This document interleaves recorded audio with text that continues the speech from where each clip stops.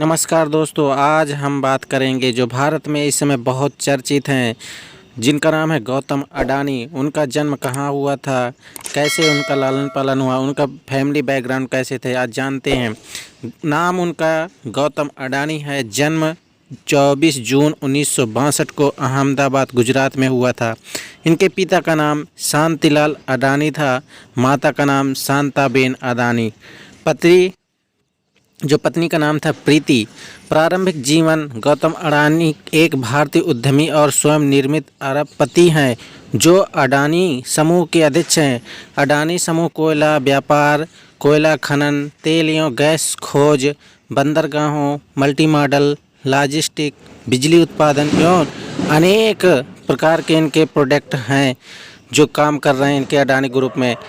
33 वर्षों के व्यापार अनुभव के साथ साथ गौतम अडानी प्रथम पीढ़ी के उद्यमी हैं।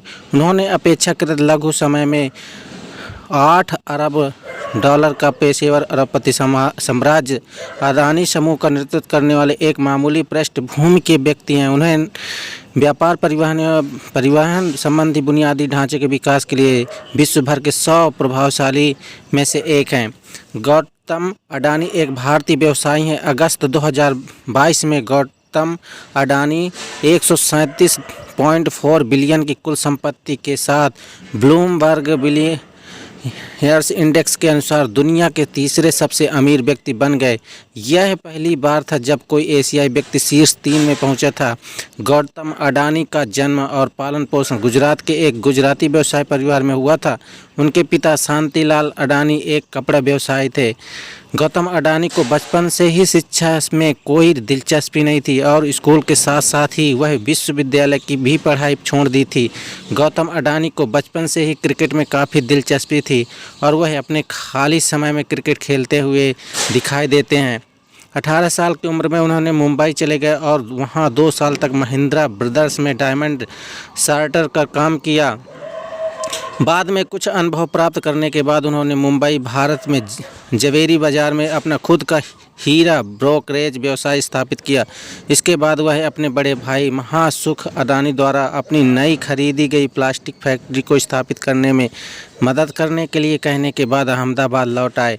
थोड़े समय में उन्होंने पॉली विनाइल क्लोराइड यानी पीवीसी का आयात करना शुरू कर दिया, जो प्लास्टिक के निर्माण में उपयोग की जाने वाली प्राथमिक सामग्री है, और अपने कौशल के साथ उन्होंने पीवीसी आयात करने का सौदा करने के लिए दक्षिण कोरिया का दौरा किया। व्यापार में आवश्यक चीज़ों को समझने के बाद उन्होंने 1988 में अडानी एक्सपोर्ट लिमिटेड अरब अडानी एंटरप्राइज लिमिटेड की शुरुआत की, जो शुरू में कृषि और बिजली से संबंधित था। 1991 के उदारीकरण और आर्थिक सुधार से गौतम को अत्यधिक लाभ हुआ, क्योंकि इससे कंपनी के राजस्व और व्यवसाय में अचानक वृद्धि हुई, जिससे बदले में उन्हें अपनी कंपनी का विस्तार करने में मदद मिली। दोस्तों, वर्ष 1993 में गुजरात सरकार के एक कार्यक्रम में मुद्रा बंदरगाह परियोजना को लेने के लिए अडानी समूह को आमंत्रित किया गया था और 2 साल बाद समूह को अनुबंध किया गया था।